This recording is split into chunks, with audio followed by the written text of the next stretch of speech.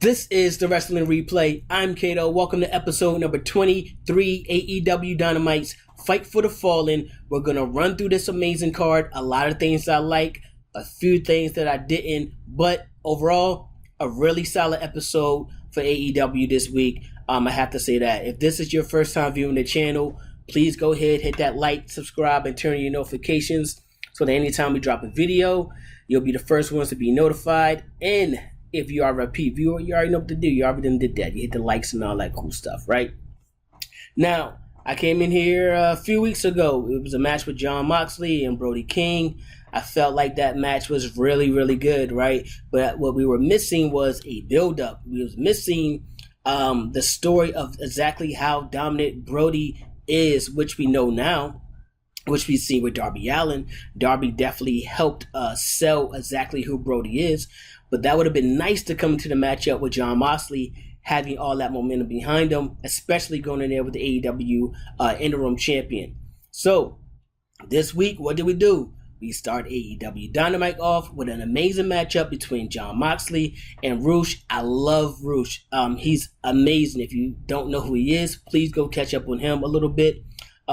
His matches in AEW have not really qualified him, in my mind, to be wrestling Jon Moxley, right? Your AEW Interim World Champion. And when I say that, I mean, if I was a casual fan, if I was a fan of AEW, and I didn't watch other promotions, I didn't really know who a lot of these guys were, and I'm seeing this new guy, he comes in, and now he gets to fight one-on-one with the AEW World Champion. I don't understand why he would be in this matchup. Now, Rush is an absolute amazing talent, right? But this match would have been even bigger if you would have gave Rush some build-up leading into this matchup, right? Make it believable that he can actually go in there and defeat Jon Moxley. If someone don't know who he is already, this match is already kind of written off itself. Either way, AEW, when they do book the matches where they're just putting together some of the best talent and not really focus on storylines following that matchup. Some they are, as Jericho and Eddie Kingston, Christian Cage right now with Jungle Boy. Storylines are great, and they're going to have great matchups following with the whole storyline to cap things off. It makes perfect sense. Now, what I do like about this, after the match, after Jon Moxley managed to defeat Rush, we got to see Chris Jericho come down to the top of the ramp. And he pretty much put his name in the hat that, hey, he is going to be challenging, or he's going to be targeting Jon Moxley for his AEW championship. So we know we're going to get that match with Chris Jericho and Jon Moxley at some point. What I do not like is the fact that Anna Jay is now with the JAS. She just does not fit in there to me. Like, I don't know what it is, but I just can't help but to feel like she's lacking something, or maybe she's not exactly comfortable in that role yet. But maybe over time it'll get a little better. Maybe she'll start to blend in a bit more. I don't see why they moved her away from the Dark Order. I like what she was doing there. She was a great fan favorite. I think you need a little bit more faces right now. I feel like the heels on the women's side is dominating AEW's women's division. So yeah, I thought she would have been a really good face to actually have in there. She's not bad in the ring, and she's already over. But we'll have to see how she works with JAS. More importantly, we're going to get Jon Moxley and Chris Jericho for that World Championship again. That's going to be a hell of a match. Now, next, we got to see Ricky Starks. He retained his title against Danhausen for the FTW Championship. He defended his championship successfully, but after the match, of course, him being the Ricky Starks that he is, the cocky Ricky Starks that he is, he leaves an open challenge. Anyone that want to come down and compete for the championship, they're more than welcome. He has more than enough energy to take somebody else on. And who else other than Hook come down to accept that matchup? I like the match. It was short, sweet, to the point. Hook managed to stay undefeated. He managed to win that FTW championship. I liked he came out with the orange shorts, just kind of represent his lineage. I like that a lot. And I think Hook is one of those special young talents that they have in AEW. He's over. The fans love him. He doesn't have to talk too much. He let his action inside the ring do the talking for him. And he's just head over heels right now. What's interesting is after the matchup with Hook, after he lost that championship to Hooks, Hobbs then attacked Ricky Starks.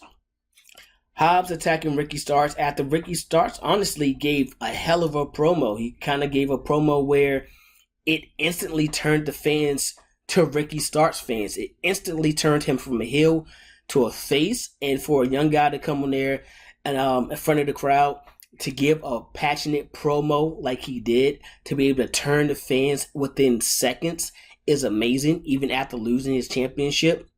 Hobbs did a great job. I like what he did. We don't know why he did the heel. Well, he's a heel anyway, but we don't know why he turned. He could feel like Starks was the weak link to this tag team the whole time, and maybe Starks is holding him back, or Team Taz is holding him back. Only thing I don't like is the fact that right after this, they cut right to the Acclaimed, and I think that kind of took away from what we just seen inside the ring. Now we know Will Hobbs, he makes the turn, or he betrays or turns his back on Ricky Starks. But what I would have loved to see is them showing Will Hobbs just slowly walking up the ramp, slowly going into the tunnel, maybe stop at the top, look back at Starks, or kind of smirk at the fans, and then walk through the tunnel, and that's it. Cut to commercial. When you come back from the commercial, then come back with the Acclaim. Or when you come back from commercial, maybe have guys picking up Ricky Starks from the ring. Maybe he's on a stretcher. Maybe saying, my neck, I feel a pain, or whatever. Kind of really sell that blow that he took from Will Hobbs being the powerhouse that he actually is. Then we could have cut to the Acclaim, or just move that segment a little further down in the show. That would have made perfect sense. But it is going to be interesting to see Will Hobbs finally by himself. I doubt he'll still be with Team Taz. Even Taz sold it, as he didn't know what was going on. So I like what's going on there. That's something that catches my interest. These guys are all young guys, so maybe we'll get to see Hook and Will Hobbs go at it. That'll be Hook's biggest challenge today. Next, we got to see Sammy Guevara and Dante Martin. One-on-one matchup. And this is what I mean by these guys will put some of the best talent in the ring together. Let these guys wrestle. No storyline really needed, which is fine. I'm okay with that. Now, Sammy did manage to pick up the win. Capitalized with Tay Conti on the outside of the ring, giving that distraction. After the match, we get Anna Jay to come down and lead a beatdown on Skye Blue, who came down to support her man, Dante Martin. I feel like AEW's right now is just like a big love affair of everybody in the locker room, but it is what it is. No love is in the air. I appreciate it. So to stop the beatdown, we get Eddie Kingston, Ruby Soho, and Ortiz coming down to the ring to pretty much run these guys off. Eventually, we're going to get that, probably Eddie Kingston and Ruby Soho against Sammy, or Ortiz and Ruby against Sammy and Tay Conti. That's kind of what we're leading to, and I'm here for it. What I like about this, more importantly, is like that JAS and Eddie Kingston feud. I said it before, if this match didn't end with Eddie Kingston winning and that Barbed Wire Everywhere match, I don't feel like this feud is ever going to be over. And that's what it says right here. He moved on from Chris Jericho. Now he's going to Sammy Guevara. But yet and still, the feud is still going to go on. Now, in another surprise, we got Jungle Boy back again. He comes out with Luchasaurus, cuts an amazing promo. But in the middle, I'm like, okay, Jungle Boy's done his thing. He's selling me on this promo. I was a little nervous about him being on the mic and going mic to mic with Christian, but he's selling me on this promo. He's doing a great job until Christian cuts him off. And then he kind of show you his levels to this. It's levels to doing these promos, and everything and all the passion and all the love you felt for Jungle Boy, Christian just took all that energy, sucked it right out of him. He just took all that momentum and took it for himself. At any point, I was waiting for Luchasaurus to actually turn on Jungle Boy and attack Jungle Boy, but that never happened. But Jungle Boy did do a great job at doing a promo, so I do like the fact that, hey, he's going to be able to at least talk on the mic with Christian Cage. Probably won't win the War of the Words, but hopefully he'll win inside that matchup if Luchasaurus don't end up turning on him at the end of the day. We also got to see Swerve Strickland. He defeated Smart Mark Sterling and Tony Nese. And then after that, we got to see a promo from Malachi Black, kind of confirming my speculation that, hey, Miro may possibly be the newest member of the House of Black going forward. Now, after that, we got to see our women in action. We got to see Thunder Rosa. She defended her AEW World Championship against Nomaska. That was a great matchup. I think I said that name right. It's pretty tough. But even still, these two women put on a hell of a matchup. And honestly, I hope that this talent that we're getting from New Japan is starting to stay around in AEW. If that's the case, we are going to get some great matchups going forward, because that women division is slowly but surely getting stronger. But these two women, I couldn't help to feel like it was a face versus face matchup. Maybe that's why they did the Anna Jay turn. Maybe they were like, you know what? We got some baby faces coming in. Let's go ahead and make her a heel. I don't know. No, that could be the case. Now let's go ahead and move on to our main event. We got a treat. We got Bryan Danielson returning to action against Daniel Garcia. Now, when I tell you about storytelling inside of a matchup, this matchup is one to go watch. It intensified everything that was in the match that was going on already. You know you're going to get a tough, gritty, physical matchup with these two guys, but with the storytelling on top of that, it just took the match to another level. I feel like this is a pay-per-view main event quality type of matchup that we're getting on AEW Dynamite in their main event. The only thing I really wish that I could have seen or heard is been there for the pop that Bryan Danielson got when he came out from the back. The fans, you could kind of hear going crazy, but his music was so loud. I wish I could have felt that energy. But this matchup was great all the way up until Danielson goes to the top rope. He takes a drop kick off the top rope, and then things start to make a weird little change. It looks like he appears to hit his head on the back of his head on the ring, landing. The ref goes over, check him out. He appears to be knocked out for the moment.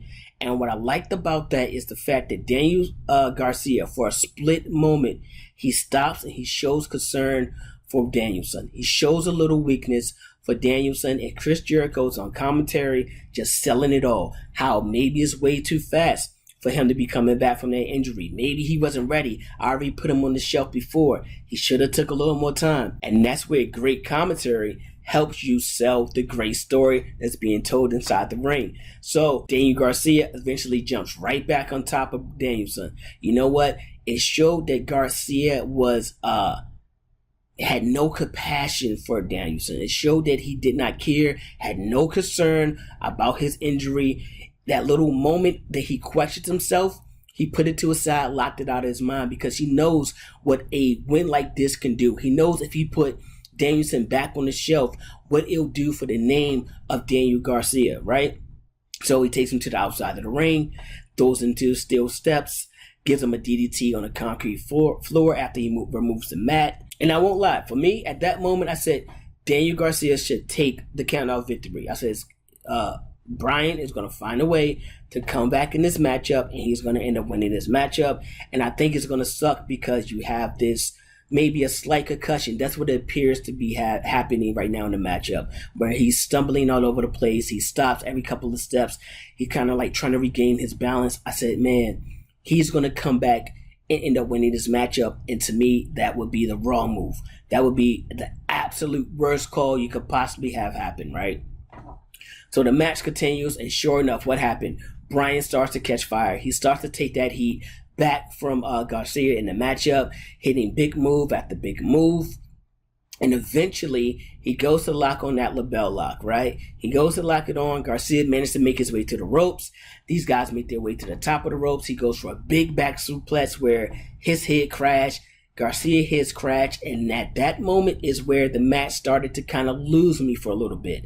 Now, after you took the blow to the steel steps, you took the DDT to the concrete, and you was woozy for a great 5 minutes. Soon as you start to regain the heat and the momentum, it's like all of a sudden the selling of the fact that you may have a concussion, that your head is hurt, is now gone. It's now out of the picture. It's out of your mind. You're moving like the old Daniel Bryan. You're moving like a fresh wrestler that's just gotten into the ring, and that's the only part that I did not like about this matchup. Now, Jake Hager, he was under the ring. He clipped Danielson's foot, which allowed Garcia to hit that spike power driver, and that was all that was needed to go ahead and put away Danielson for the night. Me, personally, it was a hell of a match. expert storytelling inside the matchup. The physicality in the match is exactly what you would expect in this matchup with these two guys. We've seen Garcia in a match with other members of the Blackpool Combat Club. And honestly, I think Garcia should have been a member of the Blackpool Combat Club. I think he actually fits in that club a lot more than he fits in the JAS. You know what I'm saying? But this dude is young. He has so much time, and the future is just bright, man. When you're working with talent like Moxley and Bryan Danielson and Chris Jericho, and these guys are there, and Christian Cage and the back to mentor you and kind of help mold you and shape your career a little bit. I mean, I feel like sky's the limit at that point. But this was a much needed win for Garcia.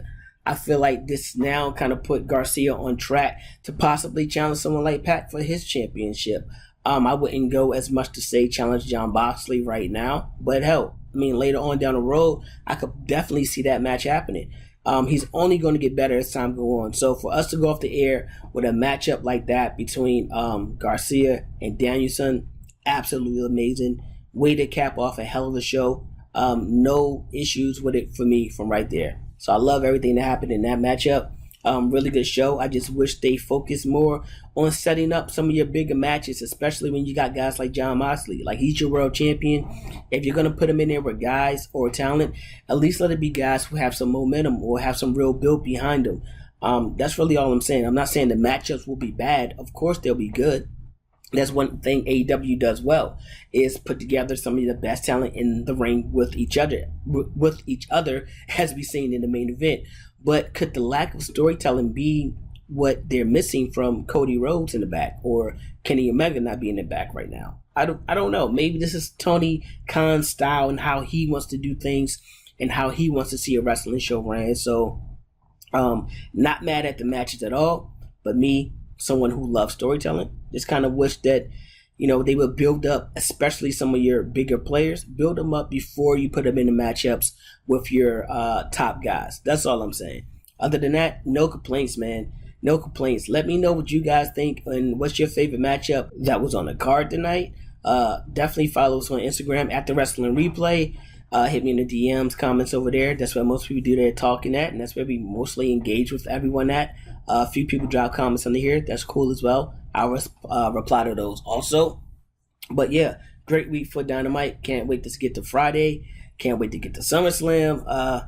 So we got a lot more videos coming out. So far I've been pretty much on track. So trying to stay on track and keep up with everything that's going on. So that was your AEW Dynamite Fight for the Fallen. Amazing card. Everything that happened, all my thoughts on it. Let me know what you guys think as well. I'm dying to know. All right. But I'm Cato. That's all for me for this episode. I'm signing out. Peace.